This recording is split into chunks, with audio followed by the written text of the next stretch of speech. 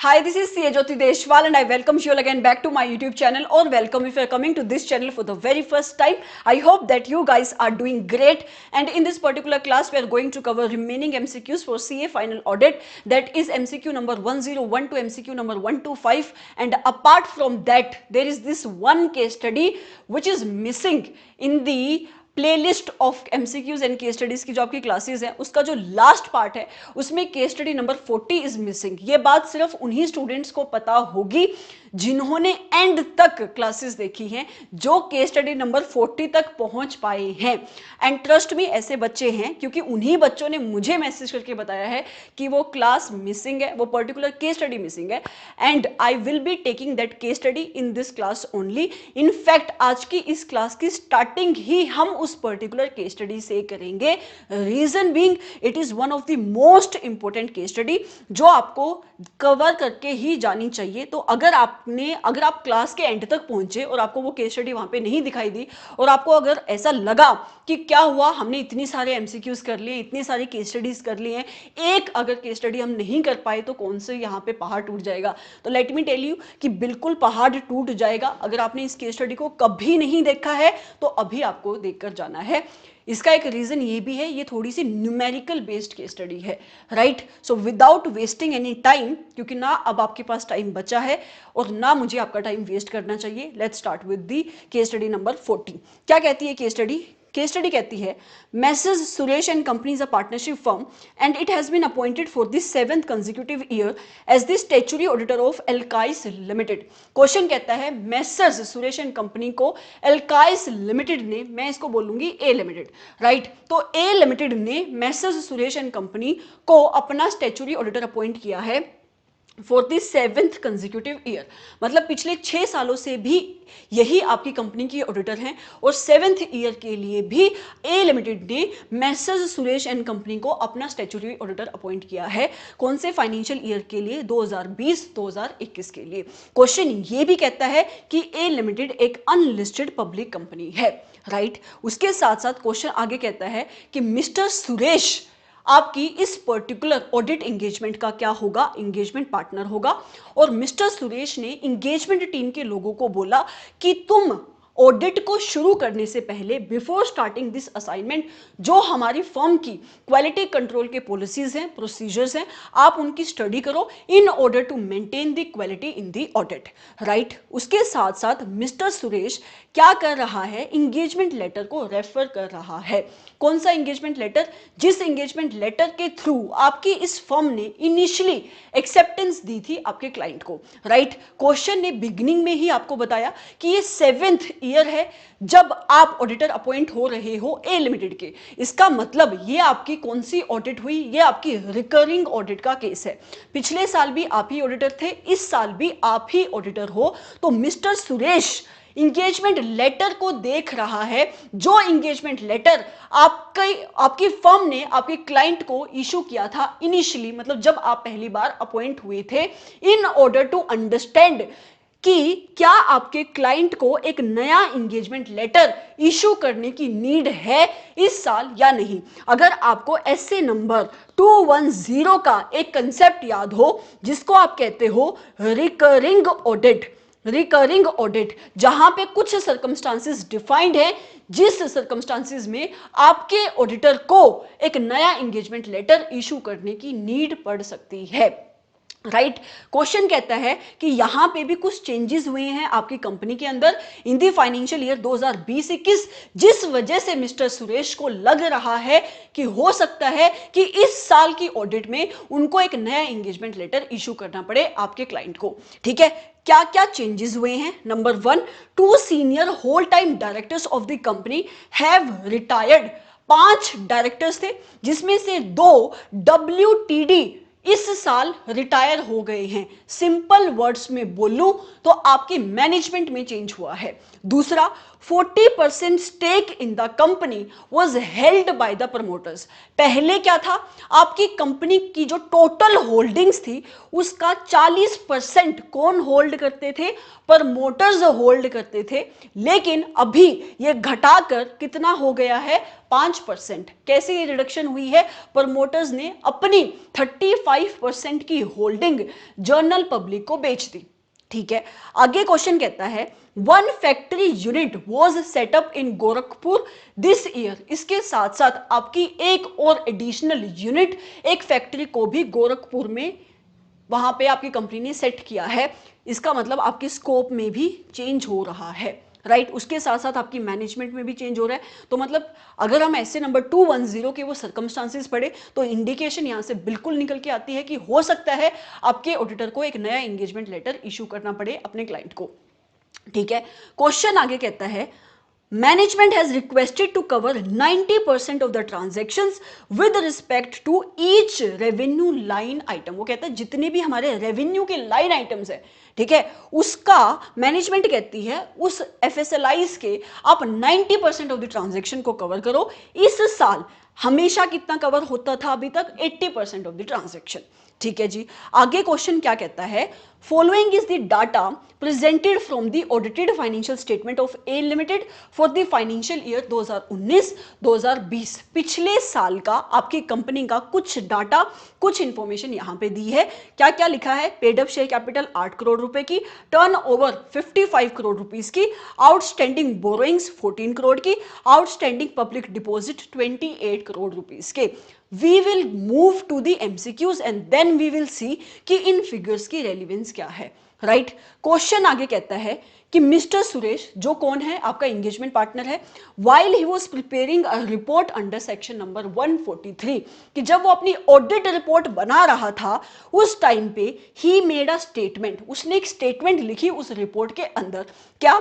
with respect to the remuneration paid by A Limited to one of its directors, Mr. Mahesh, was in excess of the limit laid down under section 197। Question कहता है आपके auditor जब अपनी audit report बना रहा था उसने एक स्टेटमेंट दी अपनी रिपोर्ट के अंदर कि आपकी कंपनी ने अपने एक डायरेक्टर को, जिसका नाम मिस्टर महेश है, उसको एक्सेस रेम्यूनरेशन दी है। एक्सेस कहां पे? जितनी उसको देनी चाहिए थी as per section number 197 of the companies act, उससे ज्यादा की रेम्यूनरेशन दी है। उसके साथ साथ उसने अपनी रिपोर्ट में डिटेल्स भी दी है with respect to such point, right. Question आगे कहता है मिस्टर सुरेश अपनी कारों की रिपोर्टिंग को भी अंडरस्टैंड कर रहा था और उसको लगता है कि कारों के पैरा नंबर 3 के जो आपका क्लोज नंबर 7 है उसको क्या देनी चाहिए? स्टैच्यूटरी ड्यूज के रिगार्डिंग रिपोर्टिंग देनी चाहिए। ठीक है, बिल्कुल सही लगता है। आपके ऑडिटर को स्टैच्यूटरी ड्यूज के रिगार्डिंग रिपोर्टिंग कहां पे देनी पड़ती है? पैरा नंबर 3 के क्लोज नंबर 7 में देनी पड़ती है, राइट। स्टैच्यूटरी ड्यूज के नाम दिए हैं, एक इनकम टैक्स का ड्यू आउटस्टैंडिंग है, एक जीएसटी का ड्यू आउटस्टैंडिंग है, एक कस्टम ड्यूटी का ड्यू आउटस्टैंडिंग है और एक पीएफ का अमाउंट आउटस्टैंडिंग है। इसको भी जब आपका क्वेश्चन आगे पूछेगा कि क्या करना है उसके बाद हम वापस आगे बढ़ेंगे, राइट। आगे क्वेश्चन कहता है also a representation was made to GST department for waiving a penalty of ₹1 lakh for late payment of the GST demand की। इसके साथ साथ आपकी कंपनी ने क्या की? एक रिप्रेजेंटेशन करी हुई जीएसटी डिपार्टमेंट को कि देखो 1 लाख की पेनल्टी लगाई हुई आपकी जीएसटी डिपार्टमेंट ने आपकी कंपनी के ऊपर, और कंपनी ने एक प्ली डाली है डिपार्टमेंट को कि आप इसको वे कर दो। ठीक है, क्वेश्चन आगे कहता है द बोर्ड मतलब board of directors of A limited declared the interim dividend of 20 lakh on 20 मई 2021। आपकी कंपनी ने 20 मई 2021 को अपना 20 लाख का इंटरिम डिविडेंड डिक्लेयर किया है। कितने शेयर होल्डर्स को? 180 शेयर होल्डर्स को, out of the surplus in the profit and loss account, and such a dividend amount was also deposited in separate bank account with the branch of SBI. ठीक है, आपकी provision भी यही है कि आप पी&एल का जो प्रॉफिट है उससे क्या आप डिक्लेयर कर सकते हो, या अपने सरप्लस से, अपने रिजर्व से अपना प्रॉफिट आप डिस्ट्रीब्यूट कर सकते हो एज द डिविडेंड। और आपकी कंपनी जिस दिन इस डिविडेंड को डिक्लेयर करती है उसके 5 दिन के अंदर उसको एक सेपरेट बैंक अकाउंट में इस पैसे को डिपॉजिट कराना पड़ता है। आपकी कंपनी ने भी यही किया, अभी तक कोई भी दिक्कत नहीं है। क्वेश्चन क्या कहता है आगे? Dividend amounting to ₹1 lakh. Total amount कितना था डिविडेंड का? 20 लाख का। 1 लाख का डिविडेंड मतलब 20 लाख में से 1 लाख का dividend was not claimed by shareholder Mr. Rohit till 19th of June 2021. Dividend declare हुआ है 20 मई को, 19 जून तक मिस्टर रोहित जो एक शेयर होल्डर्स है उसका अमाउंट कितना है डिविडेंड का, 1 लाख का, उसने अभी तक इस डिविडेंड को क्लेम नहीं किया and so the said amount of ₹1 lakh was transferred to the unpaid dividend account on 31st July 2020. Provision क्या होती है, प्रोविजन मैं आपको पढ़ा देती हूँ एक बार प्रोविजन होती क्या है। प्रोविजन होती है, ध्यान से सुनते जाना, दोबारा से आएंगे इस प्रोविजन के ऊपर जब हम क्वेश्चंस को सोल्व करेंगे। प्रोविजन होती है कि आपकी कंपनी को जिस दिन आपकी कंपनी डिविडेंड को डिक्लेयर करती है, जिस दिन भी आपकी कंपनी डिविडेंड को डिक्लेयर करती है, with in 30 days of the declaration of the dividend आपकी कंपनी को इस डिविडेंड की पेमेंट कर देनी है। अगर कोई अमाउंट उसने पे नहीं किया तो अगले 7 दिन के अंदर उसको इस पर्टिकुलर पैसे को, उस पैसे को जो उसने पे नहीं किया, एक सेपरेट अकाउंट में डलवाना पड़ता है जिसका नाम होता है अनपेड डिविडेंड अकाउंट।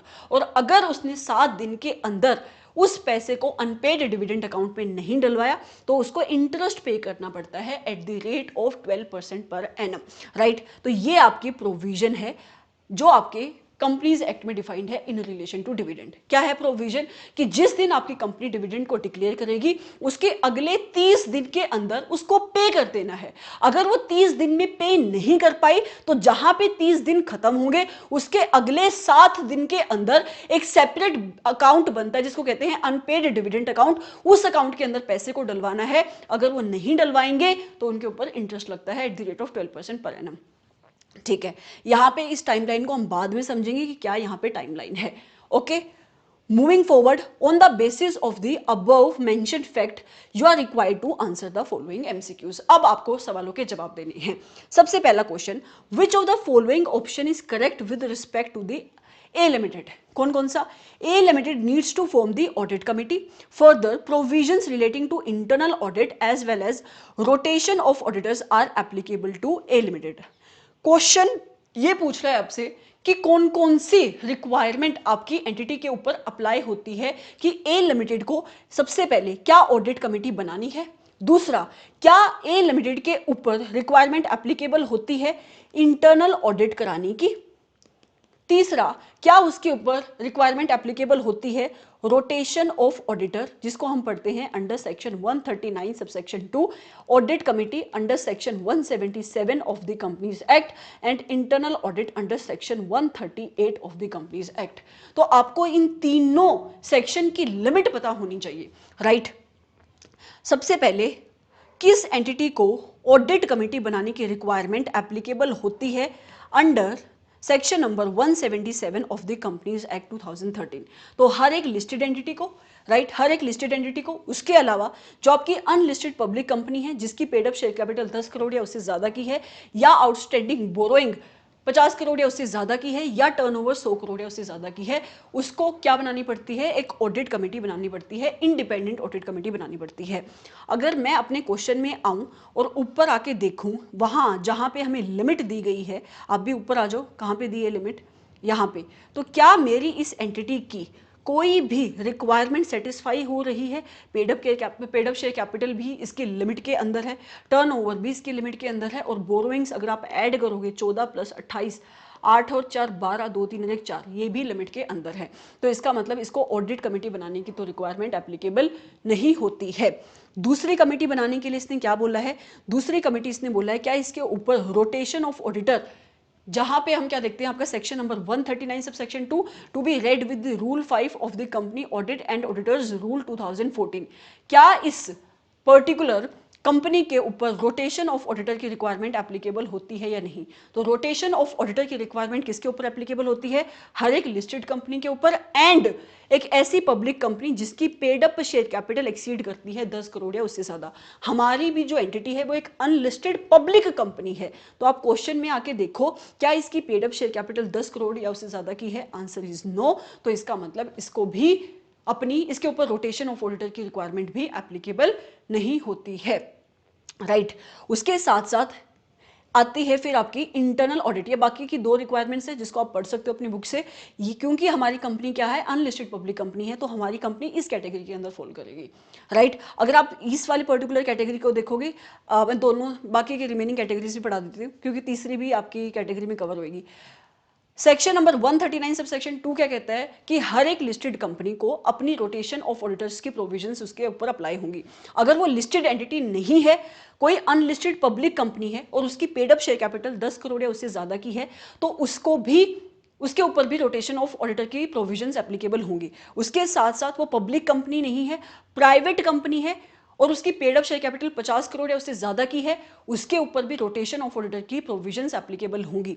कोई ऐसी कंपनी जो 1 की कैटेगरी में भी नहीं आती, आपकी 2 की कैटेगरी में भी नहीं आती, मतलब ऑल अदर कंपनीज जो 1 और 2 पॉइंट में कवर्ड नहीं है लेकिन उनकी आउटस्टैंडिंग बोरोइंग ईटीसी किससे ज्यादा है, 50 करोड़ या उससे ज्यादा की है, तो उसके ऊपर भी रोटेशन की प्रोविजंस एप्लीकेबल होंगी।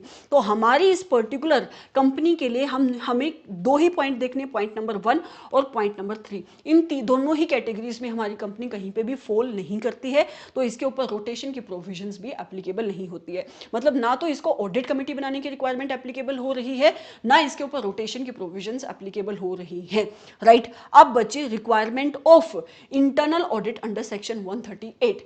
ये किस किस कंपनीज के ऊपर एप्लीकेबल होती है? नंबर 1, हर एक लिस्टेड कंपनी के ऊपर, उसके साथ साथ जो अनलिस्टेड पब्लिक कंपनी है, जो कि हमारी कंपनी है ए लिमिटेड, क्या है, एक अनलिस्टेड पब्लिक कंपनी है, और ये एक ऐसी अनलिस्टेड पब्लिक कंपनी है जिसकी paid up share capital 50 crore या उससे ज्यादा की है प्रीसीडिंग फाइनेंशियल ईयर में, या फिर टर्नओवर 200 करोड़ या उससे ज्यादा की है प्रीसीडिंग फाइनेंशियल ईयर में। तो हमारी जो पेड अप शेयर कैपिटल है वो है 80 करोड़ रुपए की, if I am not wrong, तो वो है no it is 8 crore, 8 crore. तो ये यहां पे भी नहीं फॉल कर रही, ठीक है। तो टर्नओवर कितने की है? हमारी टर्नओवर कितने की है? हमारी टर्नओवर है 55 करोड़ की। अगर कोई अनलिस्टेड पब्लिक कंपनी है और उसकी टर्नओवर है 200 करोड़ या उससे ज्यादा की, तब इसके ऊपर इंटरनल ऑडिट की रिक्वायरमेंट एप्लीकेबल होगी। तो ये कंडीशन भी सेटिस्फाई नहीं कर रही। तीसरी, जिसकी आउटस्टैंडिंग बोरोइंग ईटीसी आपकी है 100 करोड़ या उससे ज्यादा की at any time during the financial year, उसके ऊपर आपकी इंटरनल ऑडिट की रिक्वायरमेंट एप्लीकेबल होगी। अगर हम क्वेश्चन में आए तो हमारी बोरोइंग कितनी है? सिर्फ 14 करोड़ रुपए की। या फिर ऐसी कोई कंपनी जिसने डिपॉजिट एक्सेप्ट किए हुए हैं पब्लिक से, कितने रुपए के?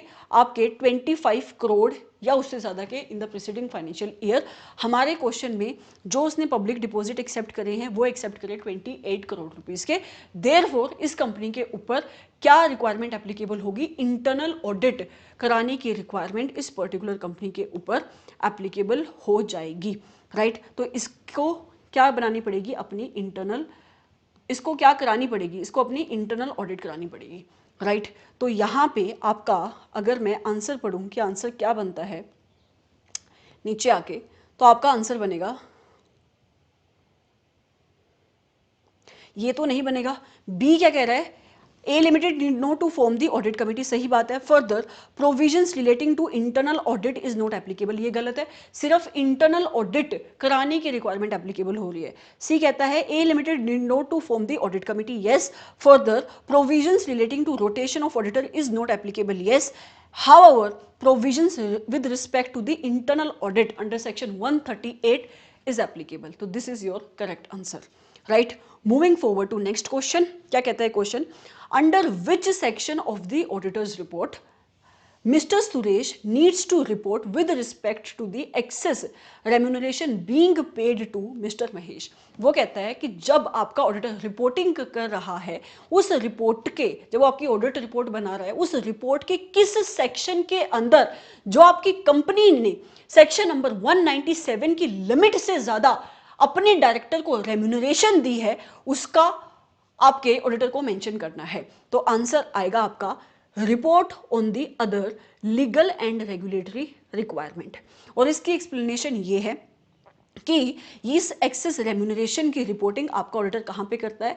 कारों में इसकी रिपोर्टिंग होती है। तो जो भी मैटर्स वो कारों में रिपोर्ट करता है, प्लस 143 सबसेक्शन 3 के जो भी मैटर्स होते हैं, इन सारे मैटर्स की रिपोर्टिंग वो अपनी ऑडिट रिपोर्ट में किस पर्टिकुलर पैरा, किस पर्टिकुलर हेडिंग के अंदर करता है?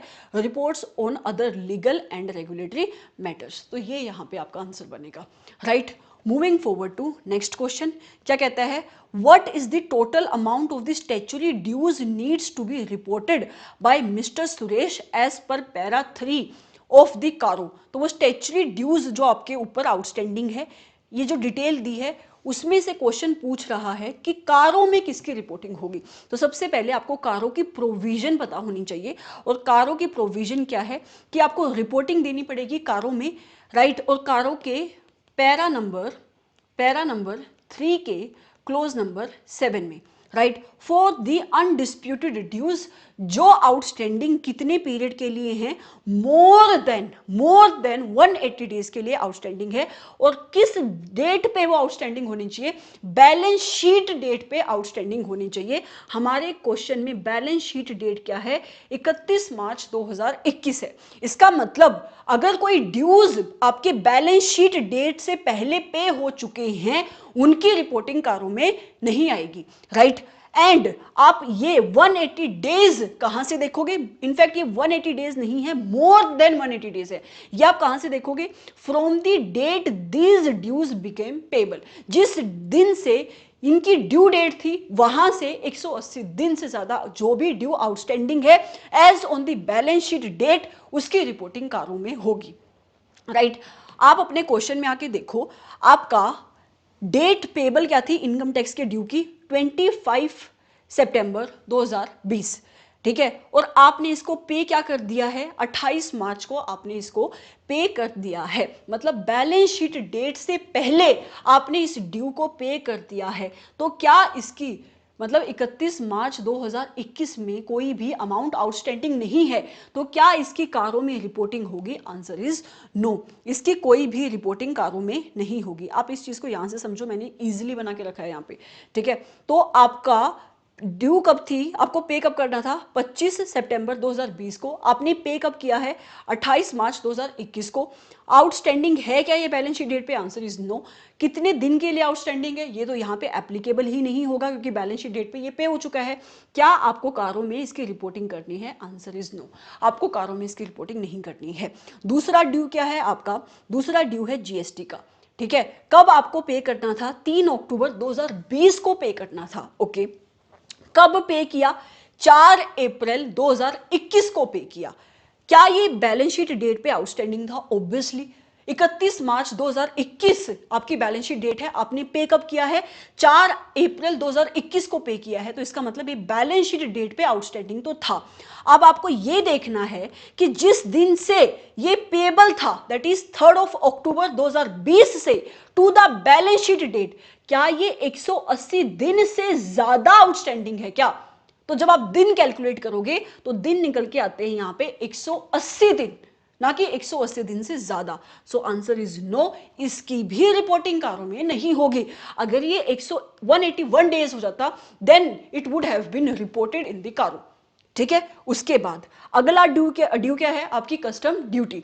आपको कब पे करनी थी, 20 सितंबर 2020, 20 सितंबर 2020 में पे करना था। कब पे किया, 10 अप्रैल 2021 में पे किया। तो क्या ये बैलेंस शीट डेट जो क्या है 31 मार्च 2021 है, क्या उस पे आउटस्टैंडिंग था, आंसर इज यस, उस पे आउटस्टैंडिंग था। कितने दिन के लिए आउटस्टैंडिंग था, तो आप कब से दिन देखोगे, जिस दिन वो पेबल था to balance sheet date, 193 days के लिए आउटस्टैंडिंग था। तो कस्टम ड्यूटी का अमाउंट क्या आप कारों में रिपोर्ट करोगे, answer is yes, custom duty का अमाउंट आप कारों में रिपोर्ट करोगे, राइट। उसके साथ साथ जो आपका पीएफ का अमाउंट है, आपको कब पे करना था, 12 अक्टूबर 2020 को पे करना था। क्या आपने उसको बैलेंस शीट डेट पे किया है, अभी तक तो उसका नहीं, किस डेट पे किया है, किसी भी डेट पे नहीं किया, अभी तक वो पे ही नहीं हुआ। क्या वो बैलेंस शीट डेट पे आउटस्टैंडिंग है, यस वो बैलेंस शीट डेट पे आउटस्टैंडिंग है। कितने दिन के लिए आउटस्टैंडिंग है, तो ये बनते हैं आपके 171 डेज, ठीक है। तो यहां पे भी कारों में रिपोर्टिंग नहीं होगी क्योंकि वो 180 दिन से ज्यादा आउटस्टैंडिंग नहीं है। तो सिर्फ एक ही अमाउंट की रिपोर्टिंग होगी कारों में, वो है आपकी कस्टम ड्यूटी, और कस्टम ड्यूटी का अमाउंट बनता है 0.80 लाख, राइट। तो यहां पे आके अगर मैं अपना नीचे आके ऑप्शन देखूं तो मेरा बनता है 3 का बी ऑप्शन। तो सिर्फ ये अमाउंट है जो कारों में रिपोर्ट होगा, right. Moving forward to next question, कहता है how much is the amount of interest A limited would be liable to pay with respect to undividend amount, unpaid dividend amount, sorry. ये क्या provision मैंने आपको बताई थी, provision मेरे साथ दोबारा से रिपीट करो। प्रोविजन मैंने आपको बताई थी कि जिस दिन आपकी कंपनी ने डिविडेंड को डिक्लेयर किया, जिस दिन आपकी कंपनी ने डिविडेंड को डिक्लेयर किया, उसके 30 दिन के अंदर आपकी कंपनी को डिविडेंड को पे कर देना है। अपने क्वेश्चन में ऊपर जाओ और मुझे बताओ कि कंपनी ने डिविडेंड डिक्लेयर कब किया। कंपनी ने डिविडेंड को डिक्लेयर किया है 20 मई 2021 को। इसके अगले 30 दिन के अंदर आपकी कंपनी को क्या कर देना है, डिविडेंड को पे कर देना है। तो अगर आप 20 मई 2021 से 30 दिन निकालोगे आगे तो डेट निकल के आती है 19 जून 2021, मतलब 19 जून 2021 तक आपकी कंपनी को पे कर देना चाहिए था सारा का सारा डिविडेंड। लेकिन 1 लाख का एक ऐसा डिविडेंड है जो उसने पे नहीं किया, राइट। कब पे किया है उसने, कब उसने पे किया है, लेट मी सी।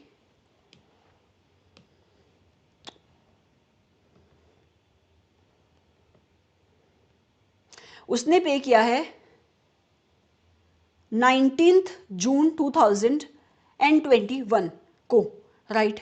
और उसको पे कब तक कर देना चाहिए था, डेट क्या आ रही है, तो 19 जून 2021 ही तो आ रही है।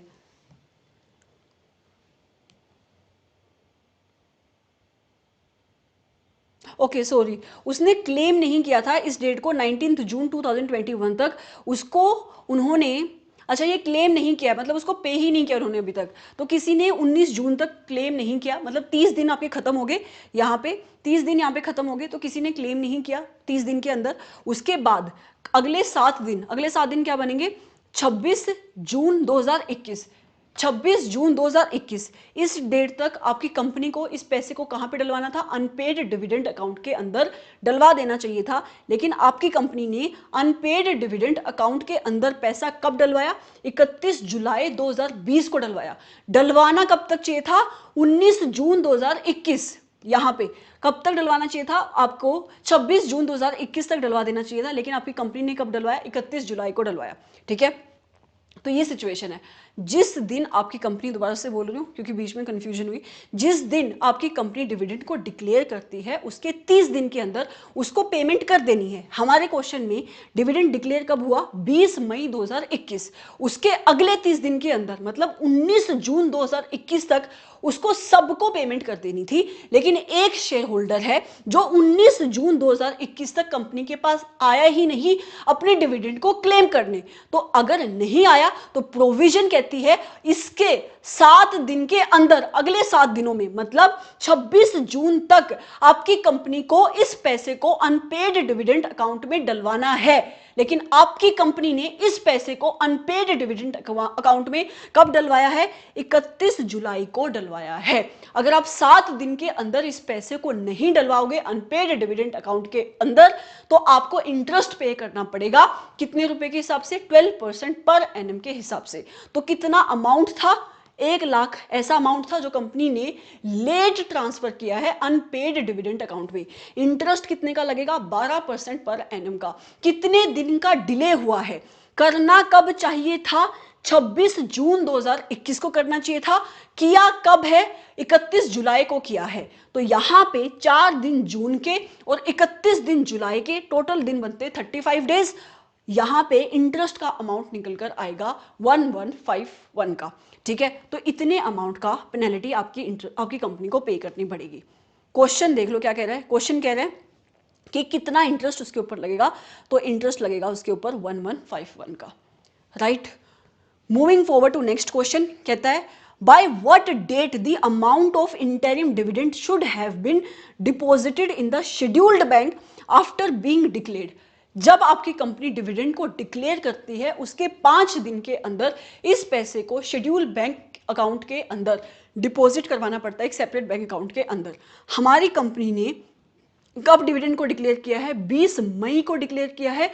20 मई से अगर मैं 5 दिन ऐड करूं तो निकल के आती है डेट 25 मई 2021, 25 मई 2021। तो उसको कब तक करा देना चाहिए था, 25 मई 2021, ठीक है। उसके साथ साथ by what date the unpaid और unclaimed dividend amount should have been transferred to unpaid dividend account, किस डेट तक उसको इस पर्टिकुलर अनक्लेम्ड अमाउंट को अनपेड डिविडेंड अकाउंट में डलवाना है, ये डेट हम निकाल चुके हैं यहां पे। ये डेट क्या है उसकी, ये डेट है 26 June, if I am not wrong. Yes, ये डेट है आपकी 26 जून 2021। कैसे निकली ये डेट, दोबारा से बता देती हूँ। पहले 30 दिन के अंदर उसको पे करना है, 30 दिन के अंदर उसको पे नहीं किया तो उसके अगले 7 दिन के अंदर उसको अनपेड डिविडेंड अकाउंट में डलवा देना चाहिए था। ये डेट आ रही है आपकी 26 जून 2021। तो यहाँ पे आपका आंसर बनेगा 25 मई 2021 एंड 26 जून 2021। फिफ्थ का आंसर बनेगा बी। तभी मैंने बोला था कि ये एक अच्छी केस स्टडी है, आपको करके जानी चाहिए, इसमें कैलकुलेशन बहुत है, right. So this was your case study number 40। Now let's move to question number 101 and 101 to 125। Give me 2 minutes. यहाँ से अपनी स्पीड थोड़ी सी तेज करनी है, ठीक है। बहुत सिंपल से एमसीक्यूज है। क्या कहता है, descriptions of each key audit matter in the key audit matter para section needs to be cover except the following aspect. आपको बताना है कि नीचे दिए गए इनमें से कौन सी चीज आपको की ऑडिट मैटर पैरा में नहीं डालनी है, राइट। कौन सी चीज नहीं डालनी है, वो बोल रहा है except the following aspect. Number 1, reference to the related disclosures if any in the financial statement. जब भी आपका ऑडिटर की ऑडिट मैटर पैरा डालता है अपने रिपोर्ट के अंदर, उस टाइम पे वो साथ साथ में ये भी बताता है कि आपकी मैनेजमेंट ने उस पर्टिकुलर मैटर से रिलेटेड, जिस मैटर को उसने अपना की ऑडिट मैटर बनाया है, फाइनेंशियल स्टेटमेंट में कहाँ पे डिस्क्लोजर दिए हैं, तो ये चीज़ तो उसको ऐड करनी पड़ेगी। उसके साथ साथ आपके ऑडिटर ने इस मैटर को अपनी ऑडिट में कैसे एड्रेस किया, ये भी वो एक्सप्लेन करता है। उसके साथ साथ आपके ऑडिटर को क्यों लगता है कि ये पर्टिकुलर मैटर क्या है, की ऑडिट मैटर है, मतलब वो क्या रैशनल है, वो क्या रीजन है जिसकी वजह से आपका ऑडिटर इस कंक्लूजन पे पहुंचा कि ये पर्टिकुलर मैटर एक की ऑडिट मैटर है, तो इस चीज को भी वो अपनी की ऑडिट मैटर पैराग्राफ में डालेगा। क्या नहीं डालेगा, आपके ऑडिटर को आपकी मैनेजमेंट ने जो एक्सप्लेनेशन दी है इस मैटर के ऊपर, वो चीज आपके ऑडिटर को पैरा में नहीं डालनी।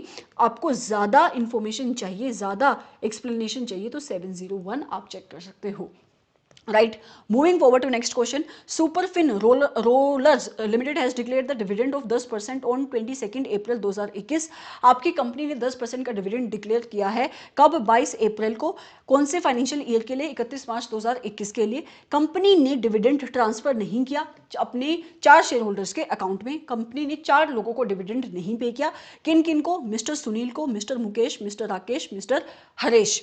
Who were entitled to receive the dividend, चारों का राइट था टू रिसीव द डिविडेंड, लेकिन कंपनी ने डिक्लेयर कर दिया, इन लोगों को नहीं पे किया, राइट। जैसे ही आपके ऑडिटर ने कंपनी से इंक्वायरी करी, कंपनी के एग्जीक्यूटिव डायरेक्टर से इंक्वायरी करी, तो एग्जीक्यूटिव डायरेक्टर ने बोला कि एक लीगल डिस्प्यूट चल रहा है जिसकी वजह से A right to receive the dividend for these 4 shareholders is yet to be established। मतलब अभी तक पता नहीं है कि किसका राइट है इस डिविडेंड के ऊपर, इस वजह से कंपनी ने डिविडेंड को पे ही नहीं किया। तो कंपनी बिल्कुल सही कह रही है, जब कंपनी को पता ही नहीं है कि डिविडेंड पे किसको करना है, किसका राइट है, तो कंपनी ने डिविडेंड नहीं पे किया, तो कंपनी ने कोई भी डिफॉल्ट नहीं किया। उसके साथ साथ आपका जो एग्जीक्यूटिव डायरेक्टर कहता है कि इस टाइम पे इस पर्टिकुलर मैटर के ऊपर हम कोई और स्टेप लेने भी नहीं वाले हैं, जब तक हमें पता नहीं लग जाता कि इस डिविडेंड के ऊपर किसका राइट है, हम इस डिविडेंड को पे भी नहीं करने वाले हैं। आपको बताना है कि in the light of section number 127 of the companies act 2013 आपकी कंपनी की मैनेजमेंट के ऊपर पेनल्टी कितनी आएगी। तो 0 पेनल्टी आएगी, क्योंकि सेक्शन नंबर 127 का कोई वायलेशन हुआ ही नहीं। आपका जो राइट था to pay the dividend to those shareholders, वो राइट तो एस्टेब्लिश हुआ, लेकिन कंपनी को नहीं पता है कि डिविडेंड पे किसको करना है। कंपनी जानबूझकर डिफॉल्ट नहीं कर रही है, तो कोई उसको इंटरेस्ट देने की जरूरत नहीं, उसके ऊपर कोई भी ऑब्लिगेशन यहाँ पे अराइज नहीं होगी, तो उसको कोई भी इंटरेस्ट देने की जरूरत नहीं है, ना उसको सिंपल इंटरेस्ट देना है at the rate of 12% per annum, ना उसको 18% पर एनम के हिसाब से इंटरेस्ट देना है। पेनल्टी की बात तो तब अराइज होती जब सेक्शन का नॉन कंप्लायंस हुआ होता, तो सेक्शन का नॉन कंप्लायंस नहीं हुआ है, इस वजह से कोई भी पनिशमेंट यहाँ पे अराइज नहीं होगी आपकी कंपनी के ऊपर, राइट। क्वेश्चन कहता है आगे, Miss Key is the engagement partner of the Best Hospitality Limited. Audit team did not perform the necessary communication with the TCWG over some critical issues identified during the course of audit. आपकी जो miss की है best hospitality limited की जो engagement team है उसके engagement partner है और उसको during the course of audit कुछ क्रिटिकल इश्यूज मिले हैं और आपके इंगेजमेंट पार्टनर ने उस क्रिटिकल इश्यूज को TCWG को कम्युनिकेट नहीं किया, बेवकूफ है, ऐसे नंबर 260 जो उसके ऊपर रिस्पॉन्सिबिलिटी लगाता है उसको वो भूल गई है। उसके साथ साथ जब आपकी मैनेजमेंट को इस बारे में पता लगा, इन क्रिटिकल इश्यूज के बारे में पता लगा, उसने भी TCWG को नहीं बताया, तो यहाँ पे मैनेजमेंट भी गलत है। ठीक है, उसके बाद the personnel with the okay, जैसे ही आपके TCWG को पता लगा कि आपके ऑडिटर ने भी इन क्रिटिकल इश्यूज को आपकी TCWG को नहीं बताया और आपकी मैनेजमेंट ने भी उनको नहीं बताया, उन्होंने इंक्वायरी करी आपके ऑडिटर्स और आपकी मैनेजमेंट से कि क्या वो रीजंस था जिन रीजंस की वजह से आप लोगों ने मुझे कम्युनिकेशन करना जरूरी नहीं समझा। राइट, जब आपकी TCWG ने इंक्वायरी करी तो इंगेजमेंट पार्टनर ने रीजन दिया है कि सबसे पहले रिस्पॉन्सिबिलिटी मैनेजमेंट की है, जो कि बिल्कुल गलत है, क्योंकि आपके ऑडिटर को during the course of audit अगर कुछ ऐसे मैटर्स मिलते हैं जिनकी कम्युनिकेशन उसको करनी चाहिए एज पर ऐसे नंबर 260, तो उसको कम्युनिकेशन करनी चाहिए। इस बात से क्या फर्क पड़ता है कि मैनेजमेंट को पहले कम्युनिकेशन करनी चाहिए। राइट, उसके बाद मैनेजमेंट अपना ओपिनियन दे रही है कि हमें तो कम्युनिकेशन करने की नीड ही नहीं है, तो आपकी मैनेजमेंट की भी रिस्पॉन्सिबिलिटी है कि जिन चीज़ों के ऊपर आपकी TCWG का ध्यान जाना चाहिए उन चीज़ों को, उन मैटर्स की कम्युनिकेशन आपकी मैनेजमेंट को करनी चाहिए, TCWG को। और इस बात से कोई फर्क नहीं पड़ता कि ऑडिटर ने उन मैटर्स की कम्युनिकेशन TCWG को की या नहीं की, तो इस पर्टिकुलर सिचुएशन में आपकी मैनेजमेंट और आपकी जो मैनेजमेंट और आपका जो इंगेजमेंट पार्टनर है वो दोनों ही गलत है। राइट, तो आंसर क्या बनेगा? The auditor is responsible for communicating the matters required by SA number 260 to TCWG। Auditor की रिस्पॉन्सिबिलिटी है कि उसको TCWG को कम्युनिकेशन करनी है। ऑल्सो मैनेजमेंट की रिस्पॉन्सिबिलिटी भी है कि जहां पे आपकी TCWG का इंटरेस्ट इन्वॉल्व है उन मैटर्स को TCWG को बताया जाए और इस कम्युनिकेशन का, इस मैटर का कोई भी फर्क नहीं पड़ेगा कि इस चीज की कम्युनिकेशन आपके ऑडिटर ने आपकी TCWG को कर दी है। तो मतलब भले ही ऑडिटर ने कम्युनिकेशन कर दी है TCWG को, ये आपकी मैनेजमेंट को उसकी रिस्पॉन्सिबिलिटी से रिलीव नहीं करता। उसकी रिस्पॉन्सिबिलिटी है कि वो भी इन मैटर्स की कम्युनिकेशन TCWG को करे। तो यहाँ पे दोनों ही गलत है, आपकी मैनेजमेंट प्लस आपकी auditor that is engagement partner, दोनों को ही TCWG को कम्युनिकेशन करनी चाहिए थी। राइट, आंसर बनेगा A. Moving forward to next question, क्या कहता है अगला क्वेश्चन? बाकी ऑप्शन पढ़ लेना, बहुत ही फालतू के क्वेश्चन है, ऑप्शंस है, आप नहीं भी पढ़ोगे तो चलेगा। 104 क्या कह रहा है? Kinfin private limited has taken overdraft from 3 banks. ABC 3 bank से ओवरड्राफ्ट लिया है, 40 लाख की इसकी लिमिट है, 40 लाख की इसकी लिमिट है, 40 लाख की इसकी लिमिट है। ये सिक्योर्ड ओवरड्राफ्ट है, सिक्योरिटी क्या है? फिक्स डिपॉजिट है। इसके साथ साथ एक फाइनेंशियल इंस्टीट्यूशन है X, यहां से उसने 36 लाख का क्या लिया है? एक अनसिक्योर्ड ओवरड्राफ्ट लिया है। राइट, यहां से उसने 36 लाख का अनसिक्योर्ड ओवरड्राफ्ट लिया है। As on 30 October 2020 management use the overdraft fully of the A and C bank to the tune of 40 lakh each. वो कहता है 30 अक्टूबर 2020 को A और C की जो लिमिट है वो आपकी मैनेजमेंट ने यूज कर ली है। ठीक है, उसके साथ साथ आपकी मैनेजमेंट ने एक ओवरड्राफ्ट है किसका? बी का, एंड मैनेजमेंट टू का overdraft of bank B and very next day management paid the overdraft of bank C. Management ने एक ओडी लिया बैंक बी से और मैनेजमेंट ने ये सी का ओडी रीपे कर दिया, क्योंकि मैनेजमेंट कह रही है कि जो सी का जो लिमिट है वो ज़्यादा की है और जो बी की लिमिट है वो कम की है। Right, as on 31 March 2020 only the OD of bank A and bank B are used. A और बैंक बी का ओडी यूज्ड हो चुका है। राइट, उसके साथ साथ ओडी है जो सी का एंड फाइनेंशियल इंस्टीट्यूशन एक्स का वर अनयूज्ड। राइट, आपको यहाँ पे कंफ्यूजन नहीं क्रिएट करनी है कि यूज अलग चीज़ है, पेमेंट अलग चीज़ है। आप इसको क्रेडिट कार्ड से रिलेट करो कि आपको एक लिमिट मिलती है, आप उस लिमिट का यूज़ कर लेते हो, लेकिन उसकी पेमेंट आप जब करते हो तब वो अकाउंट बंद होता है। बंद होता है मतलब आपको लिमिट दोबारा से वो रिन्यू होती है, तो वो सेम वे पे कह रहा है। तो 31 मार्च 2022 को जो बैंक ए है और बैंक बी है वो फुली यूटिलाइज हो चुके हैं। आपका बैंक सी का ओडी और फाइनेंशियल एक्स इंस्टीट्यूशन एक्स का जो ओडी है दैट इज अनयूज्ड। तो अगर मैं टोटल लिमिट निकालूं तो यहाँ पे बनती है 40 लाख और 36 लाख ऊपर वाला, ठीक है। फिर कहता है paid up capital and reserves of the company as on date कितने हैं, 85 लाख के। कंपनी कौन सी कंपनी है, कंपनी प्राइवेट लिमिटेड कंपनी है, ओके। और उसके रेवेन्यू फ्रॉम ऑपरेशन है 8.95 करोड़ के। तो मतलब इसकी 1 करोड़ से कम के paid up share capital and reserves हैं और 10 करोड़ से कम की इसकी रेवेन्यू फ्रॉम ऑपरेशन है। Company is of the view that कारो इज नॉट एप्लीकेबल। लेकिन अगर मैं इसकी बोरोइंग निकालती हूं तो 36 लाख प्लस क्या, गिव मी 2 मिनट्स, तो कितनी आती है इसकी लिमिट, इसकी लिमिट आती है 36 लाख, जो बचा हुआ आपका बैलेंस है सी का और एक्स का, और 40 लाख, और जो आपने 31 दिसंबर 2021 को 40 लाख पे भी कर दिया है।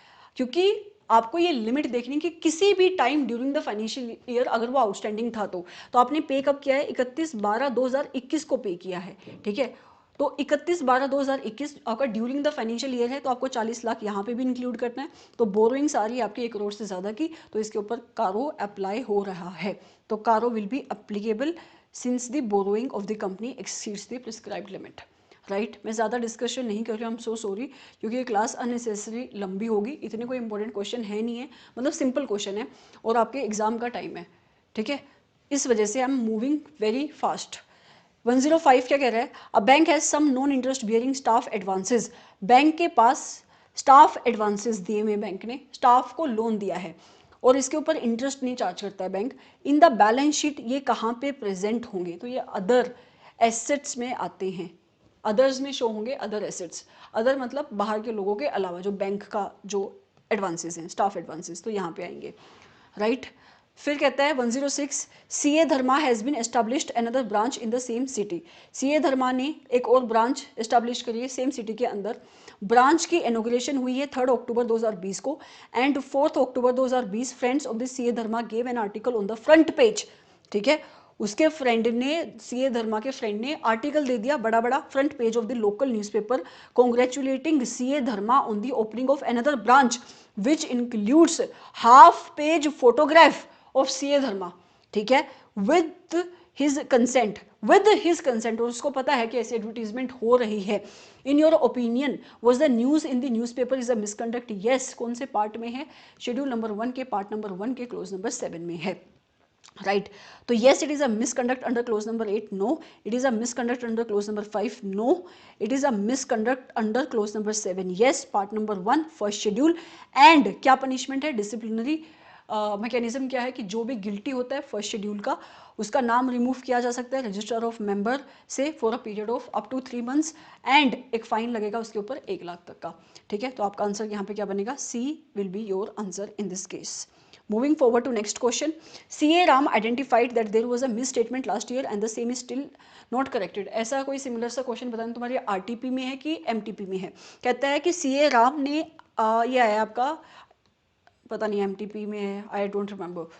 ये क्वेश्चन घूम फिर के आते हैं एमटीपी में, आरटीपी में, कई कई बार नया ऐड होता है, लेकिन आपके एग्जाम में भी यहीं से क्वेश्चन बनते हैं या इस जैसे सिमिलर क्वेश्चन बनते हैं। तो जो बच्चे ऐसे सोचते हैं कि हमने सिर्फ कंसेप्ट कर लिया, एमसीक्यू करने की क्या नीड है, ट्रस्ट में जब आप एमसीक्यू करते हो तो आपके कंसेप्ट भी ब्रशअप होते हैं, जो आपकी इनिशियल अंडरस्टैंडिंग है कंसेप्ट को लेकर वो भी रिवाइज होती है, वो भी बेटर अंडरस्टैंडिंग होती है। So it is very very important कि आप इन कंसेप्ट को करो।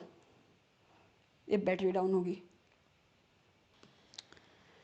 ठीक है। So let's move forward to 107। क्या कह रहा है question? CA Ram identified that there was a misstatement last year and the same is not corrected. आपके सीए राम जो इस करंट ईयर की ऑडिट कर रहा था, उसको पता लगा कि पिछले साल भी कोई मिसस्टेटमेंट थी जो इस साल करेक्ट नहीं हुई है। Although unmodified audit report was issued last year, पिछले साल अनमोडिफाइड रिपोर्ट इशू हुई थी। Guide CA Ram on the audit opinion considering the fact that the last year's misstatement has been identified in the current year and unmodified opinion was issued in the last year. अब situation क्या है? Situation समझो, आपका auditor financial statement check कर रहा है तो उसको पिछले साल से रिलेटेड कोई ऐसी मिस स्टेटमेंट मिली है जो करेक्ट नहीं हुई है, मतलब पिछले साल अनमोडिफाइड ओपिनियन दिया गया था, लेकिन इस साल उसको कोई गलती मिली है पिछले साल से रिलेटेड जो अभी तक ठीक नहीं हुई है, तो आपके ऑडिटर का करंट ईयर के ओपिनियन के ऊपर क्या फर्क पड़ेगा इस बात का, ये आपका क्वेश्चन है। ठीक है, तो पहला ऑप्शन कह रहा है in accordance with SA number 710 CA Ram should give unmodified opinion but include other matter paragraph. C SA number 70 के अकॉर्डिंग आपके ऑडिटर को in relation to the previous year matters अगर कोई भी उसको मिस स्टेटमेंट मिली है, भले ही पिछले साल अनमोडिफाइड ओपिनियन था, अगर वो करेक्ट नहीं हुई है तो उसको इस साल उस मैटर के ऊपर मॉडिफाइड ओपिनियन देना पड़ेगा। ठीक है, तो कह रहे हैं in accordance with SA number 710 CA Ram should qualify the current period audit report with respect to the corresponding figures only, मतलब पिछले साल की फिगर्स के रिलेशन में उसको एक मॉडिफाइड ओपिनियन देना पड़ेगा। यहाँ पे आप क्या पढ़ सकते हो, एसए नंबर 710 के रिपोर्टिंग के बहुत सारे पार्ट्स हैं, उनको आप रेफर कर सकते हो, बहुत सारे तो नहीं, 3 सिचुएशन आई थिंक वहाँ पे। राइट, क्वेश्चन नंबर 108 क्या कह रहा है, for the year ended 31 March 2021 Sabka Vikas and sons has made claim of refund of the custom duty for ₹2 crore but such a refund as admitted as due by the authority in April 2021। Sabka Vikas and सन ने custom duty के लिए refund claim किया है 2 करोड़ रुपए का। ठीक है, कब, for the year ended 31 March 2021। आपकी कस्टम अथॉरिटी ने उसको कब एडमिट किया है, अप्रैल में एडमिट किया है। अप्रैल में एडमिट किया तो मतलब कौन से फाइनेंशियल ईयर में एडमिट किया है, 2022 में उन्होंने एडमिट किया है। तो किस साल में आपकी कंपनी को इसको प्रॉफिट एंड लॉस अकाउंट में क्रेडिट करना चाहिए, अपनी इनकम रिकॉग्नाइज करनी चाहिए, फाइनेंशियल ईयर 2022 में उसको अपनी इनकम रिकॉग्नाइज करनी चाहिए। Right, Sabka Vikas and sons neither credited the claim in the profit and loss account nor reported the same in clause number 16 of the form 3CD। पहली बात, क्वेश्चन कहता है कि आपकी कंपनी ने इसको अपनी इनकम मानना ही नहीं 31 मार्च 2021 को। मैंने आपको अभी बताया इनकम कब बनेगी, फाइनेंशियल ईयर 2022 में बनेगी, अगले साल बनेगी जब राइट एस्टेब्लिश हो गया उस इनकम के ऊपर। राइट, और क्वेश्चन कहता है कि उन्होंने P&L में नहीं दिखाया, तो उनको दिखाना ही नहीं चाहिए था, तो उन्होंने नहीं दिखाया तो सही किया। उसके साथ साथ क्वेश्चन कहता है कि अगर आपने क्रेडिट नहीं किया P&L में तो इसकी रिपोर्टिंग फॉर्म 3CD के क्लोज नंबर 16 में होनी चाहिए थी। क्लोज नंबर 16 में इसकी रिपोर्टिंग तब होती जब इनकम दिखानी चाहिए थी पर नहीं दिखाई, दिखानी तो अगले साल है ना, तो अगर अगले साल नहीं दिखाओगे तो इसकी रिपोर्टिंग अगले साल होगी, तो इस साल तो कुछ भी नहीं होना था। ठीक है, तो आपको राइट ऑप्शन चूज करना है, number 1 refund of the custom duty to the extent of 2 crore should be reported, नहीं, इसकी रिपोर्टिंग होगी ही नहीं। आगे, refund of the custom duty to the extent of 2 crore need not to be reported in the clause 16 as it is admitted by the custom authorities in the next financial year. तो अगर तुम अगले साल इसको अपनी इनकम नहीं मानोगे तो अगले साल फॉर्म 3CD के क्लोज नंबर 16 में इसकी रिपोर्टिंग हो जाएगी। तो 108 का आंसर बनेगा बी। राइट, 109 क्या कह रहा है, B limited controls entity C limited 75%। B limited होगी होल्डिंग कंपनी, ये होगी आपकी subsidiary company, and entity A limited क्या है, एक इन्वेस्टमेंट कंपनी है। Okay, entity B limited reduce the control of entity C limited from 75% to 60%। Sale कर दिया है, पहले 75% की होल्डिंग थी, अब भी होल्डिंग कंपनी ही है, लेकिन 75% से 60% अपनी होल्डिंग को इसने रिड्यूस कर दिया है। With regard to the certain adjustment made on account for the change in the share holding of entity C which is consolidated, these adjustment are known as. वो कह रहा है कि जब तुमने इस पर्टिकुलर एडजस्टमेंट को किया तो इस टाइप की एडजस्टमेंट जब तुमने रिडक्शन करी है, रिडक्शन के टाइम पे जो तुम एडजस्टमेंट कर रहे हो, जैसे तुम एक्विजिशन के टाइम पे जो एडजस्टमेंट करते हो उनको किस नाम से बोलते हो, then those adjustment are known as the permanent consolidation adjustment. It is so simple. Right, moving forward, अगर आपको नहीं ये चीजें समझ में आ रही है इसका मतलब आपको कंसेप्ट ही नहीं आते हैं, ये सिर्फ कंसेप्ट है, प्योर कंसेप्ट है, इसमें समझाने वाला कुछ भी नहीं है। ठीक है, क्वेश्चन नंबर 110 क्या कह रहा है, CA Kamal is the statutory auditor of auto cover limited for the financial year 2020-21। CA Kamal auditor है, स्टैट्यूटरी ऑडिटर है आपकी ऑटो कवर लिमिटेड का, which is a public company. कौन से फाइनेंशियल ईयर के लिए, 2021 के लिए। Company is engaged in the business of manufacture of the car accessories, company car की एसेसरी बनाती है। CA Kamal notice that the inventories of the company amounting to ₹46 crore, 46 crore की इन्वेंट्री जो टोटल एसेट का 25% का हिस्सा है, at the end of the year do not exist. मतलब आपकी कंपनी कह रही है कि 46 करोड़ की इन्वेंट्री एग्जिस्ट करती है, लेकिन अगर फिजिकल वेरिफिकेशन करें तो वो इन्वेंट्री कहीं पे भी एग्जिस्ट नहीं करती है।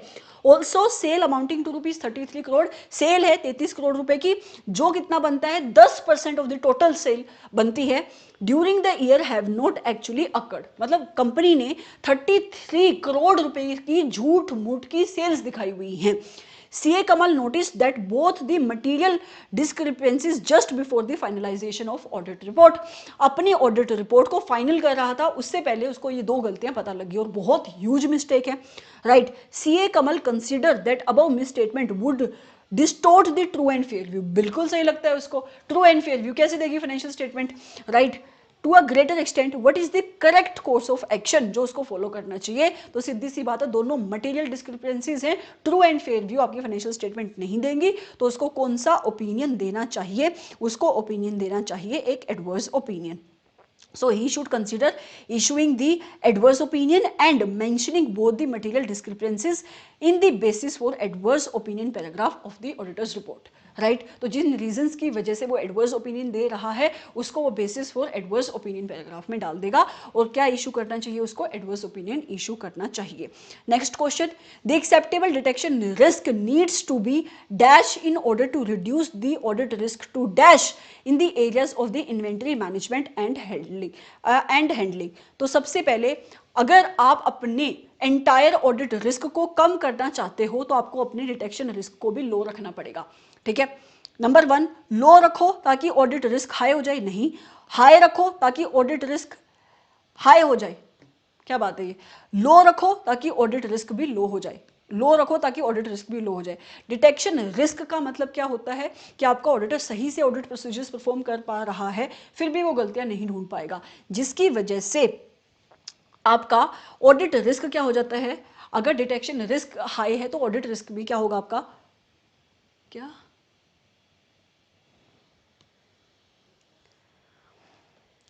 ठीक है। तो अगर तुम्हारा डिटेक्शन रिस्क हाई होगा तो तुम्हारा ऑडिट रिस्क भी हाई होगा। वो कह रहे हैं अगर ये तुम हाई पे जाओगे, यहाँ पे high in order to reduce the audit risk to an acceptably high level, ये तो सेंटेंस ही गलत है अपने आप में, ठीक है।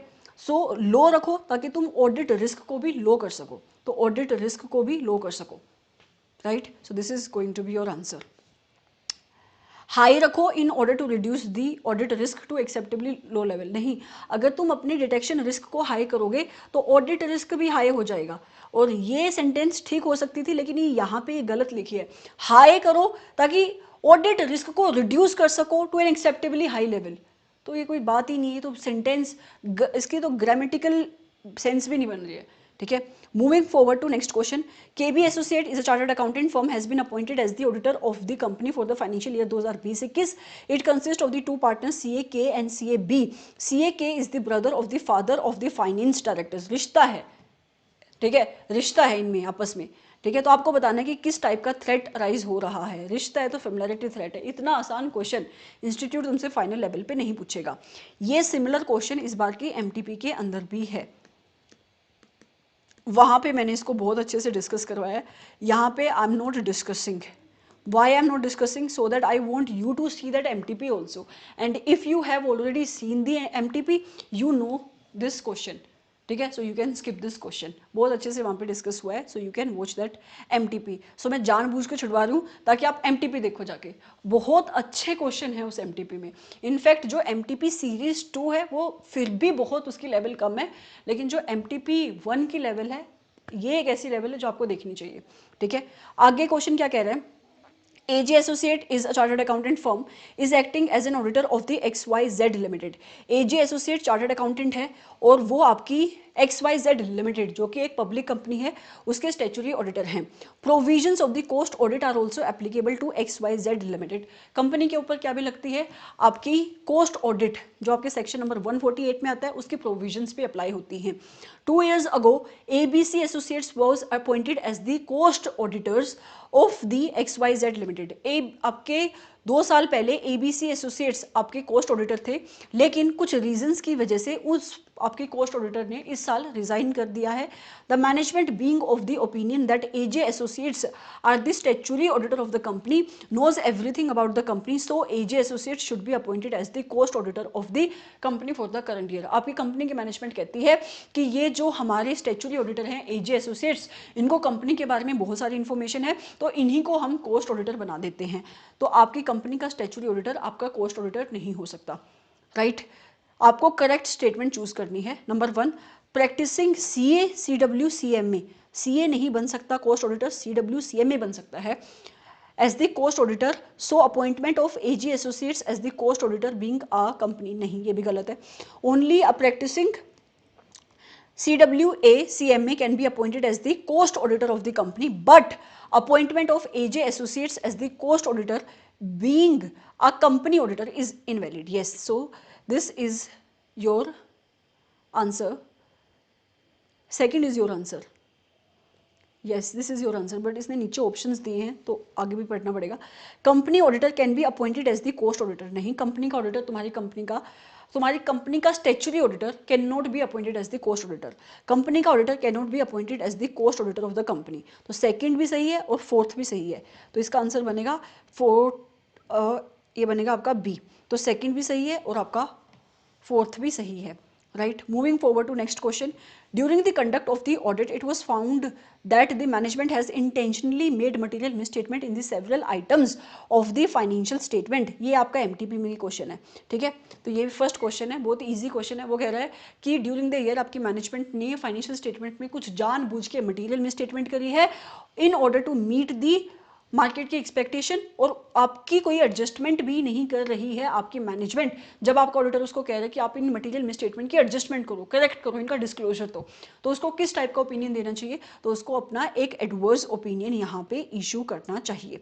सो auditor should issue an adverse opinion, क्योंकि financial statement true and fair view नहीं दे रही है, और इस पर्टिकुलर मैटर को कि किन रीजंस की वजह से वो एडवर्स ओपिनियन दे रहा है, उन पर्टिकुलर मैटर्स को वो कहाँ पे डालेगा? Basis for adverse opinion paragraph में।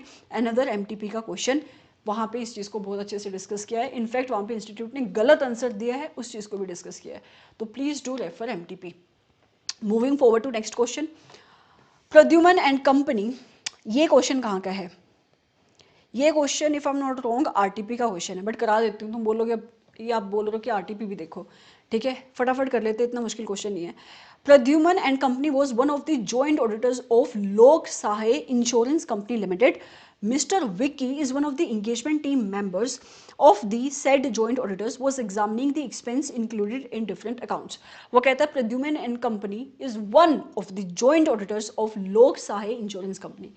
आपकी इंश्योरेंस कंपनी के जॉइंट ऑडिटर्स हैं, जिसमें से प्रद्युमन एंड कंपनी एक जॉइंट ऑडिटर्स है। मिस्टर विकी उस जॉइंट ऑडिटर की इंगेजमेंट टीम का मेंबर्स है, और वो आपके एक्सपेंसेस की एग्जामिनेशन कर रहा है इस इंश्योरेंस कंपनी के, ठीक है। While verifying the expenses incurred in relation to employees, जब वो एक्सपेंसेस देख रहा था, mister Vicky made a list of the same as follows, उसने ये लिस्ट बनाई है, और वो कह रहे हैं मैं इस लिस्ट को जाकर अपने सीनियर के साथ इसकी डिस्कशन अपने सीनियर के साथ करूंगा, ठीक है। Number 1 is payment of salaries to employees. क्या आपकी कंपनी ने सैलरी पे करी अपने एम्प्लॉइज को 16 लाख रुपए की, और उसको किस अकाउंट में डाला है? Employees remuneration and welfare benefit account, सही डाला है, बिल्कुल सही बोल रहे हैं। दूसरा, reimbursement of premium in respect of employees health cover, आपके एम्प्लॉइज के लिए कोई हेल्थ इंश्योरेंस ली होगी आपकी कंपनी ने, ठीक है, उसकी प्रीमियम की रीइंबर्समेंट आपकी कंपनी कर रही है, तो ये भी कहाँ पे जाएगा यार? ये भी कहाँ पे जाएगा? Give me 2 minute. तो ये भी कहाँ पे जाएगा? ये भी जाएगा employees remunerations and welfare benefit account, तो ये भी सही है। आगे कहता है training and non training expenses, ये training expenses employees remuneration and welfare benefit account में जानी चाहिए थी, ये सही है। ये नॉन ट्रेनिंग एक्सपेंसेस आपका एम्प्लॉय की रेम्यूनरेशन का हिस्सा नहीं है, तो ये गलत है। उसके साथ साथ कोई भी एक्सपेंस जो आपने इनकर्ड करे हैं towards the medical treatment of employees not having the health cover, ये भी कहाँ पे जाएंगे, आपके इम्प्लॉइज रेम्यूनरेशन अकाउंट में जाएंगे। सिंपल सी बात है, जो उसकी रेम्यूनरेशन का हिस्सा बनता है उसको उसके रेम्यूनरेशन अकाउंट में चार्ज करो, उसके अलावा जो भी खर्चे हैं वो उसके रेम्यूनरेशन अकाउंट में चार्ज नहीं होंगे, तो ये भी उसके रेम्यूनरेशन अकाउंट में चार्ज होंगे, राइट। उसके साथ साथ अगर जो भी इंसेंटिव पे कर रहे हैं to the employees of the company who have solicited insurance policies, कहाँ पे डाला है, कमीशन अकाउंट पे, तो ये भी कहाँ पे जाना चाहिए, तो उसके welfare benefit account, employees remuneration and, क्योंकि उसकी रेम्यूनरेशन का हिस्सा है ना इंश्योरेंस, तुम उसको क्या पे कर रहे हो, इंश्योरेंस कंपनी वाले जो एजेंट होते हैं उनको कमीशन पे करते हैं, कमीशन उनकी इनकम है, रेम्यूनरेशन है, so this also would have gone to the remuneration account, right.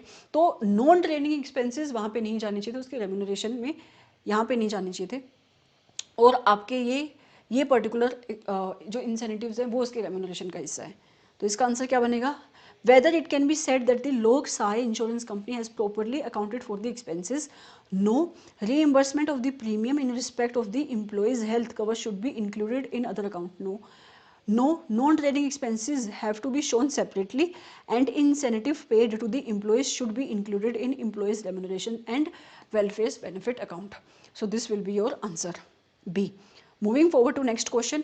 While auditing Veer Limited, CA Vardhaman divided the whole populations of the trade receivable balances to be tested in few different groups. आपका auditor और जब audit कर रहा था तो उसने क्या किया, पूरी की पूरी ट्रेड रिसीवेबल्स की पॉपुलेशन को अलग अलग ग्रुप्स में डिवाइड कर दिया, और हर एक ग्रुप को क्या बोला उसने, स्टार्टा, राइट। एंड हर एक ग्रुप में से उसने सैंपल उठाना शुरू कर दिया, and he treated each stratum as if it was a separate population, और हर एक उसने स्टार्टा को एक डिफरेंट पॉपुलेशन माना। He divided the trade balances for the financial year 2020-21 into the groups as per the personal judgement. उसने क्या बोला है, अलग अलग उसने ग्रुप बना लिए, balance in excess of ₹10 lakh का एक ग्रुप, जो इस पर्टिकुलर रेंज में फॉलो करते हैं ट्रेड रिसीवेबल उसका एक ग्रुप, जो इस रेंज में फॉलो करते हैं उसका एक ग्रुप, ठीक है, जो इस पर्टिकुलर रेंज में है उसका एक ग्रुप, इसका एक ग्रुप। इसको आप पढ़ लेना, कोई सेंस नहीं है, लास्ट में जाके पूछेगा कि कौन सा सैंपल है ये, कौन किस मेथड को यूज करके उसने सैम्पलिंग करी है। बहुत ही सिंपल सा क्वेश्चन है, स्ट्राटिफाइड। जब आप सारी की सारी पॉपुलेशन को डिफरेंट ग्रुप्स में बांट देते हो, डिफरेंट होमोजीनियस ग्रुप्स में बांट देते हो, और हर एक ग्रुप को बोलते हो स्टार्टा, तो उस मेथड को कहते हैं स्ट्राटिफाइड सैम्पलिंग। ये बिना मतलब कि यहाँ पे बकवास लिखी हुई है, मतलब which is not relevant to your question, ठीक है। Moving forward to next question, the notes to the account, the notes to the account statement of NAMI Limited show the breakup of the account payable for the financial year 2020-2021 as follow, ठीक है। तो ये आपकी company है, company के account payable हैं, ये आपके अकाउंट पेबल्स के नाम है, मतलब ये आपके क्रेडिटर्स के नाम है, और ये उनका बैलेंस आ रहा है, okay. CA Raju is the auditor of the company, CA Raju आपकी कंपनी का ऑडिटर है, wants to investigate the valuation, किस असर्शन के ऊपर कंफर्ट ले रहा है, वैल्यूएशन के ऊपर of the account payable of mister B, इस पर्टिकुलर बैलेंस के ऊपर उसको कंफर्ट लेना है। Which of the following procedure is best fitted and more reliable to be followed by CA Raju to get more reliable audit evidence for the existence of such balance, right? तो उसको इस particular balance के ऊपर comfort लेना है। अब मेरी बात सुनो, अगर मैं आपको बोलूँ कि आपको ये कंफर्म करना है कि 14,56,000 रुपये का बैलेंस एक्चुअल में है या नहीं है, तो इसका अमाउंट सही है या नहीं, तो आप क्या करोगे, आप एक तो इन्वॉइस ले लोगे, मतलब कि आपने ये परचेजेस करी होगी तो आपको इन्वॉइस मिला होगा, उस इन्वॉइस को आप, अगर एक पर्टिकुलर इन्वॉइस की पेमेंट है तो वो एक पर्टिकुलर इन्वॉइस, अगर एक से ज़्यादा बार परचेजेस करी है तो उन सब के आप इन्वॉइस ले लोगे, अमाउंट ऐड कर लोगे, ठीक है, माइनस कर दोगे पेमेंट्स, मतलब आप पेमेंट की डिटेल्स भी देख लोगे, तो जो बच जाएगा वो बैलेंस क्या हो गया, आपका आउटस्टैंडिंग बैलेंस। तो यही आपका बेस्ट प्रोसीजर है। तो यहाँ पे आपका आंसर क्या बनेगा, यहाँ पे आपका आंसर बनेगा number 1, inspect each and every journal entry. नहीं, हर एक जर्नल एंट्री आप कैसे इंस्पेक्ट करोगे, आस्क नेमी to provide the details of the payment, yes, लेकिन ये इनकम्प्लीट ऑडिट प्रोसीजर है। Inspect the invoices which are issued by mister B, आपके क्रेडिटर्स ने आपको सेल जब उसने करी तो क्या उसने इनवॉइस इशू किया वो, एंड क्या आपने पेमेंट मेड करी, आप दोनों को कंपेयर करो, ठीक है। जो भी आपकी टोटल इनवॉइसेस है उसमें से अपनी पेमेंट अगर आप माइनस करोगे तो आपको एग्जैक्ट अमाउंट आ जाएगा कि कितना अमाउंट आउटस्टैंडिंग है। तो this is going to be your answer, right. Moving forward to next question, factors that the auditors may consider in determining the appropriate level of the details for communication of the significant deficiencies under SA number 265।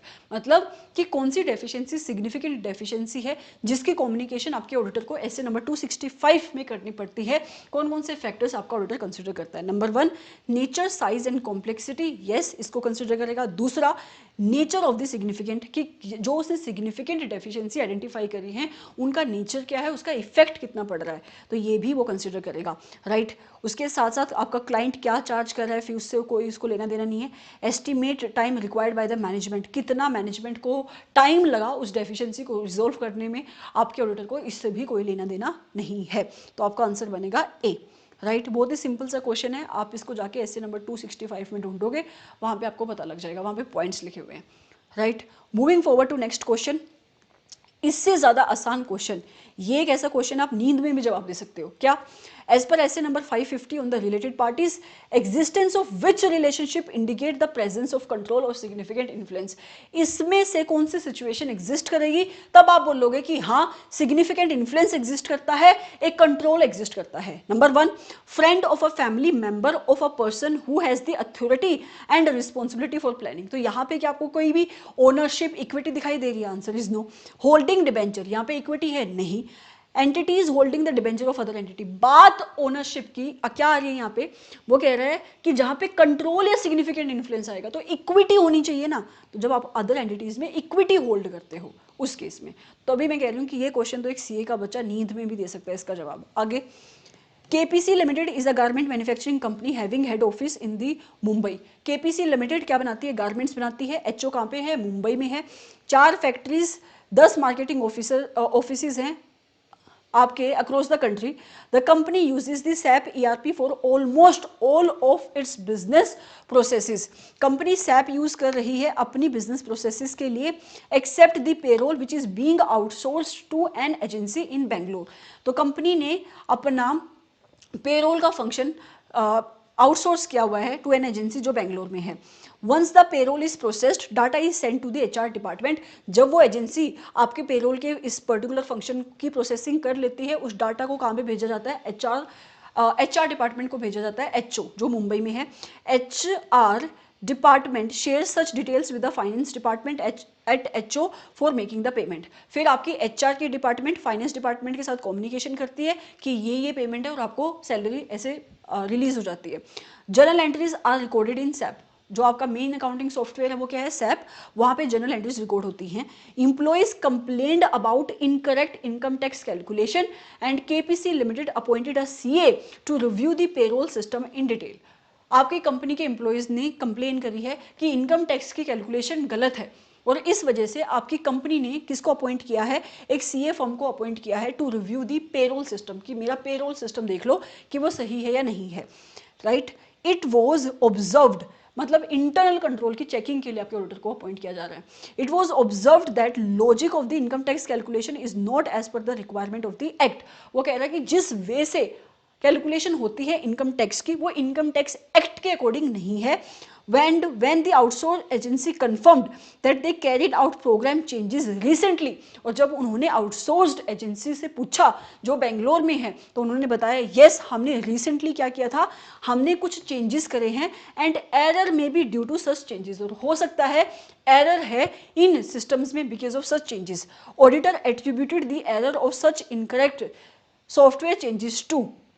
तो वो कह रहा है कि basically किस control में deficiency है जिसकी वजह से गलती हो रही है, तो ये आपके जर्नल आईटी कंट्रोल्स की डेफिशिएंसी है।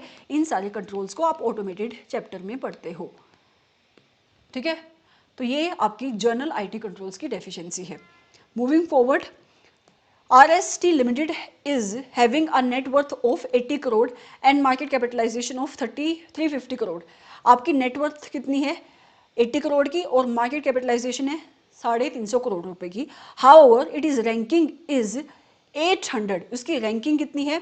800 है among all the listed companies based upon the said capital for the previous year.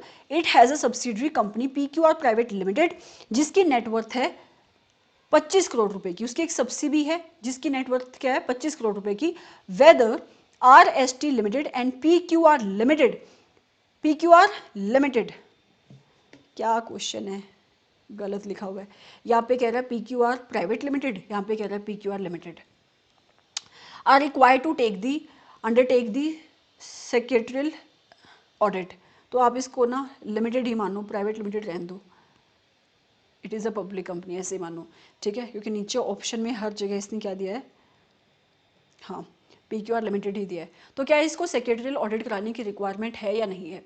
तो regulation number 24A of LODR क्या कहती है कि हर एक लिस्टेड एंटिटी को अपनी सेक्रेटरियल ऑडिट रिपोर्ट को सबमिट करना पड़ता है with in 60 days from the end of the financial year. उसके साथ साथ इसकी अगर कोई सब्सी है, कोई अनलिस्टेड सब्सिडरी कंपनी है, तो उसको भी अपनी सेक्रेटरियल ऑडिट रिपोर्ट को सबमिट करना पड़ता है, राइट। और कितने दिन के अंदर? 60 दिन के अंदर। तो यस, दोनों ही कंपनी के ऊपर रिक्वायरमेंट यहाँ पे एप्लीकेबल हो जाएगी for doing this secretarial audit. Although यहाँ पे ये गलत लिखा हुआ है। Moving forward to next question. और इस बात से कोई फर्क नहीं पड़ता कि उसकी मार्केट कैपिटलाइजेशन क्या है, वो लिस्टेड एंटिटी है तो उसके ऊपर रिक्वायरमेंट एप्लीकेबल होगी, राइट। आगे कहता है if the prior period financial statements were not audited the auditor shall state the same इन। किस पैराग्राफ में डालेगा? वो अदर मैटर पैराग्राफ में डालेगा। और इस चीज़ का आंसर आप खुद ही दोगे। क्यों दोगे? क्योंकि मुझे पता है कि आपको इस चीज़ का आंसर आता होगा, क्योंकि की ऑडिट मैटर पैराग्राफ में वो मैटर्स दिए जाते हैं जिसके ऊपर ऑडिटर एम्फेसाइज करने वाला है, those matters which are included in the financial statement, right. Sorry वो मैटर्स आते हैं आपके EOM पैराग्राफ में, सॉरी, ठीक है। वो मैटर कहाँ पे आते हैं? आपके EOM पैराग्राफ में। की ऑडिट मैटर पैराग्राफ में वो मैटर्स आते हैं जो आपके ऑडिटर के अकॉर्डिंग इतने इंपॉर्टेंस के हैं कि वो users of the financial statement को बताना चाहता है, या जो उसको लगता है कि these are the key audit matters, right. और गोइंग कंसर्न पैराग्राफ में कौन सा? ये ऐसे नंबर 570 में आता है, जहाँ पे किसी मैटर्स के रिलेशन में अगर कोई मटीरियल अनसर्टिनिटी एग्जिस्ट करती है which is casting a significant doubt over the ability of entity to continue as a going concern in the future, वो आता है। तो अदर मैटर पैराग्राफ में वो मैटर्स आते हैं जो इंपॉर्टेंस के हैं, but those which are not disclosed by your financial statement, which are not disclosed by your management in the financial statement. तो कह रहा है कि if the prior period financial statements were not audited, auditor को इस बात को कहाँ पे डालना है, ठीक है। तो ये फैक्ट आपकी मैनेजमेंट ने अपनी फाइनेंशियल स्टेटमेंट में कहीं नहीं दिखाया होगा, तो ये अदर मैटर पैराग्राफ में आएगा, राइट। तो ये OM पैरा में आएगा। Moving forward to next question. In case of audit of the listed entities other information में कौन सा स्टैंडर्ड आता है? SA number 720 section is required in the auditor's report when at the date of auditor's report. सुनना, SA number 720 देखना एक बार जाके। क्या कह रहा है कि अगर आप ऑडिट कर रहे हो लिस्टेड एंटिटी की, तो अदर इंफॉर्मेशन का जो आप सेक्शन डालोगे इन दी ऑडिटर्स रिपोर्ट, राइट, तो उसके अंदर कौन सी इंफॉर्मेशन डालोगे? नंबर 1, ऑडिटर हैज ऑब्टेन्ड सम और all of the other information. Yes, ये इंफॉर्मेशन तो डालोगे ही डालोगे, उसके साथ साथ जो इंफॉर्मेशन आपको ऑडिटर एक्सपेक्ट भी कर रहा है टू ऑब्टेन, तो वो भी। तो ऑडिटर हैज ऑब्टेन्ड या जो एक्सपेक्ट कर रहा है वो इंफॉर्मेशन भी आएगी। और अगर यही केस एक अनलिस्टेड एंटिटीज का है, तो वो इंफॉर्मेशन जो आपके ऑडिटर ने ऑब्टेन्ड कर ली है, सम या सारी इंफॉर्मेशन, वो आएगी सिर्फ, ठीक है। तो अनलिस्टेड के केस में थोड़ी सी लीनियंसी है कि जो इंफॉर्मेशन वो ऑब्टेन कर चुका है वो, लेकिन जो अगर आपकी लिस्टेड एंटिटी है, तो जो इंफॉर्मेशन वो ऑब्टेन कर चुका है और जो वो एक्सपेक्ट कर रहा है कि मैनेजमेंट उसको देगी, वो इंफॉर्मेशन भी उसको डालनी है, right. So these were your MCQs। I hope कि अब सब कुछ खत्म है, MCQ में कुछ भी नहीं पेंडिंग है। आई अंडरस्टैंड 101 से लेकर 125 तक जो मेरी स्पीड थी वो नॉर्मल स्पीड से और नॉर्मल एक्सप्लेनेशन से भी एक्सप्लेनेशन कम थी, क्योंकि एग्ज़ाम में अभी आपके पास क्या डेट है? आज 16 तारीख है, तो टाइम ही नहीं बचा है। तो आप जितनी चीज़ें ज़्यादा चीज़ें आप कम से कम टाइम में कवर करोगे, उतना आपके लिए बेनिफिशियल होगा, राइट। मैं खुद ही कंफ्यूज हो जाती हूँ जब अगर मुझे क्वेश्चन कराने हैं ना, टू बी वेरी फ्रैंक, तो मेरा एक पर्टिकुलर माइंड का एक कॉर्नर में रहता है कि आराम से पढ़, क्योंकि क्वेश्चन जब आप कोई भी क्वेश्चन पढ़ते हो, चाहे वो आप MCQ हो या कोई आप अदर कोई डिस्क्रिप्टिव क्वेश्चन है, then that question carries a worth, that question carries so many concept, and if you want to discuss a question in really a good way, then it takes at least 20 to 30 minutes because it has a concept in it, it has a question in it, and then it has an answer in it. तो कम से कम 20 से 30 minute, तो अगर आप एक चीज़ के ऊपर 20 से 30 मिनट लगाओगे तो ये कितने सारे क्वेश्चंस हैं, ठीक है। तो इस पर्टिकुलर मोमेंट पे it is not feasible. So I hope कि फिर भी आपको ये क्लास अच्छी लगी होगी, and if you have liked this class, do like this class, share this class with your friends and subscribe to this channel if you have not. Thank you so much for coming to this channel. Have a great day or night, जब भी जिस भी वक्त आप इस class को देखो। Bye bye.